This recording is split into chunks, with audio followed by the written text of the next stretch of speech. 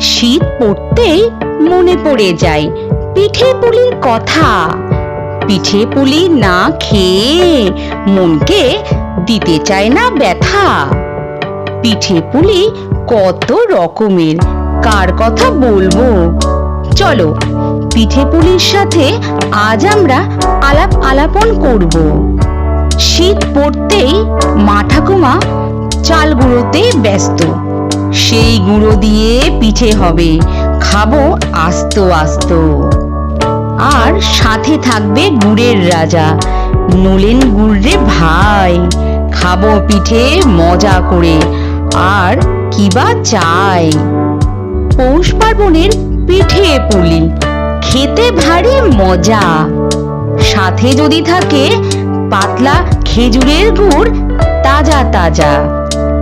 নলেন গুড়ের পায়েসের কথা মনে পড়তেই মুখে এলো জল। মন বলে ওঠে সব কাজ পড়ে থাক, সবে মিলে পায়েস খেয়ে আসি চল। সরু চাকলিটা খেতে বেশ, খাওয়া মোদের চাই।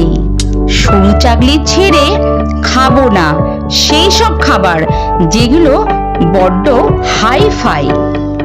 রস পড়ার কথাই আলাদা, সেই সেই ব্যাপার। মনে হচ্ছে টপাটপ মুখে তুলে করব মুখের এপার থেকে ওপার। আর বাটি সাপটা, ওহো দারুণ স্বাদ, তুলনা নেই তার। খেতে খেতে বলবো না, দেবে না আমাকে আর। মনে পড়ে যায় দুধ পুলির কথা, দুধের মধ্যে ভাসে। খাবার আগেই চোখে দেখেই জিভে জল আসে। শেষ করলাম আজ এইখানেতেই পিঠেদের আলাপন। পিঠে হয়ে গেছে, খাবো এবার। হলো অনেক